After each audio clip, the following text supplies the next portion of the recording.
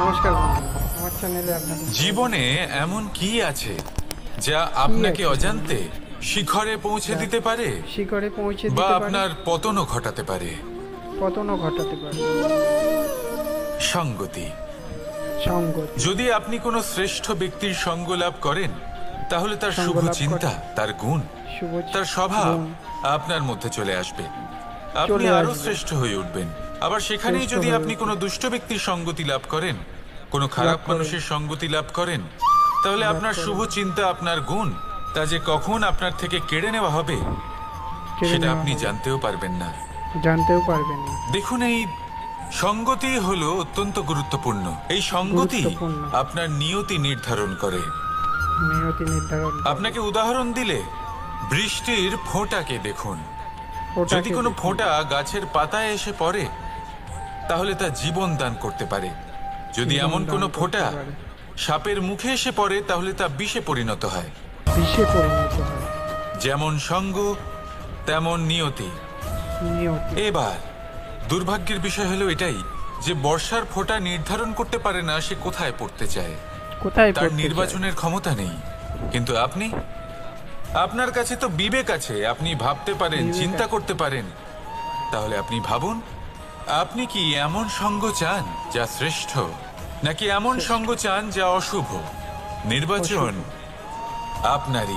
না, শ্রেষ্ঠ সঙ্গ বাছুন আর আমার সাথে ভালোবেসে বলুন, ভালোবেসে বলুন, রাধা রাধা। রাধা। আমাদের জীবনে অত্যন্ত গুরুত্বপূর্ণ একটা আশা বসবাস করে, বসবাস করে। বিশ্বাসের রূপে।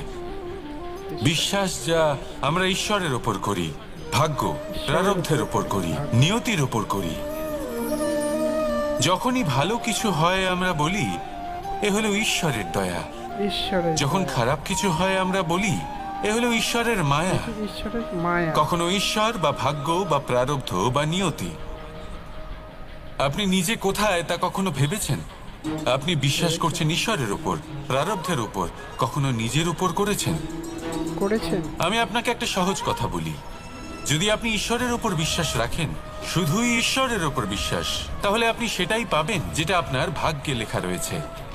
কিন্তু যদি আপনি নিজের উপর বিশ্বাস রাখেন, আত্মবিশ্বাস রাখতে শেখেন, আত্মবিশ্বাস রেখে তাহলে ঈশ্বর আর নিয়তি দুজনে মিলে আপনার ভাগ্যে সেটাই লিখবে লিখতে যা আপনি চাইছেন। চাইছেন। তাই মনে রাখবেন, সাফল্যের পথ হলো এই বিশ্বাস। নিজের আত্মবিশ্বাসকে ধরে রাখতে শিখুন। দেখবেন আত্মা প্রসন্নতায় ভরে উঠবে। ভরে তাহলে উঠবে। আসুন এই প্রসন্ন ভাব নিয়েই বলুন, রাধা রাধা। রাধা রাধা।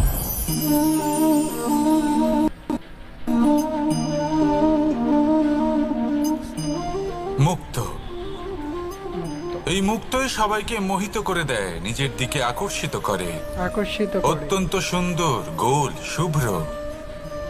মুক্ত দ্বারা নির্মিত আভূষণ, তা হয়তো সে মুকুটই হোক বা কোনো স্ত্রীর অলংকার, তাকে আরো সুন্দর করে তোলে, তাকে আরো সুন্দর দেখতে লাগে। এবার এই মুক্তকে এত সুন্দর দেখার জন্য কত কষ্ট সহ্য করতে হয় তা কত কি কষ্ট কখনো আপনি সহ্য ভেবেছেন? করতে- ভেবেছেন? এই মুক্ত ঝিনুক থেকে বের করা হয়। ঝিনুক যা কিনা সমুদ্রের তলদেশে থাকে। তলদেশে থাকে। ওকে কত কষ্ট সহ্য করতে হয়, জলের চাপ সহ্য করতে হয়, সমুদ্রের স্রোত সহ্য করতে হয়। এই ঝিনুককে এত কষ্ট সহ্য করতে হয়, এই মুক্তকে এত কষ্ট সহ্য করতে হয়, তারপরে এর রূপ এত সুন্দর হয়। এত সুন্দর হয়। যদি আপনিও আপনার পরিশ্রমের সৌন্দর্য, নিজের পরাক্রমের সৌন্দর্য এই সংসারে প্রকাশিত করতে চান, প্রকাশিত তাহলে করতে আপনাকেও চান, কষ্ট সহ্য করতেই কষ্ট হবে। সহ্য তাই করতেই জীবনে হবে। যখনই সংকট আসবে, বিপদ আসবে, সমস্যা আসবে, সমস্যা তখন একে সুযোগ হিসেবে গ্রহণ করুন। গ্রহণ কারণ করুন। এই বিপদের সাথেই লড়াই করে আপনি মুক্তর মতোই পরিশুদ্ধ মুক্ত হয়ে উঠবেন। পরিশুদ্ধ হয়ে- তাহলে আসুন আর আমার সাথে ভালোবেসে সাথে বলুন, ভালোবেসে বলুন, রাধা রাধা। রাধা। আপনি কি জানেন আপনার জীবনে আপনার আসল জীবন সাথী কে হন? কে হয়? মাতা পিতা, ভাই বোন, স্বামী স্ত্রী? স্বামী স্ত্রী? না, আপনার আসল জীবন সাথী হলো আপনার শরীর। সেই শরীর যার দিকে আপনি কখনো নজরই দেন না, নজরই ঠিক কি না? দেন না। এবার যে মানুষ এই রহস্য বুঝতে পারেন তার জীবন এমনি শুভ হয়ে যায়। শুভ আপনি হয়ে যায়। নিজেই দেখুন না, সে সংসারের মঙ্গলই করা হোক বা সত্যের রক্ষা করা হোক, তা সে শত্রুর সাথে যুদ্ধ করা হোক বা মিত্রকে রক্ষা করা হোক, রক্ষা এই করা। শরীরই তো কাজে আসে। তপস্যাতে, বলিদানে, পরিশ্রমে এই শরীরই হলো আধার, ঠিক আধার। কিনা? তাই আমাদের কর্তব্য হলো যে আমরা যেন নিজের শরীরের যত্ন নিই। যত্ন নিই। আমরা কি খাই, আমাদের কি খাওয়া উচিত, এটা যেন উচিত। বুঝি। কোনটা সুপাচ্য আর কোনটা নয়, এটা যেন বুঝি। বুঝি। কারণ যেমন হবে অন্ন, মনও তেমনই হবে।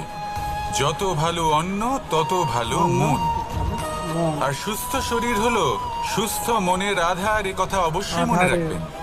আর যদি মন সুস্থ থাকে তাহলে সকল শুভ উদ্দেশ্য পূর্ণ হবে। পূর্ণ হবে। তাহলে আসুন আর আমার সাথে ভালোবেসে সাথে বলুন, ভালোবেসে বলুন, রাধা রাধা। রাধা রাধা। কথায় আছে যে দৃষ্টি অত্যন্ত কঠোর হয়, কঠোর হয়। অত্যন্ত শক্তিশালীও হয়।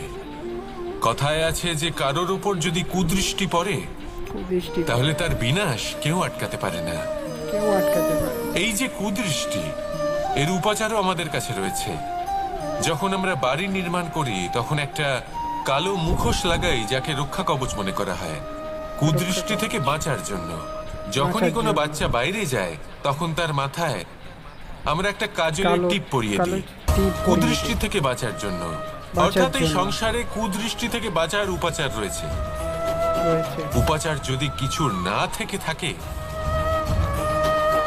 তাহলে তা হলো দৃষ্টিভঙ্গির।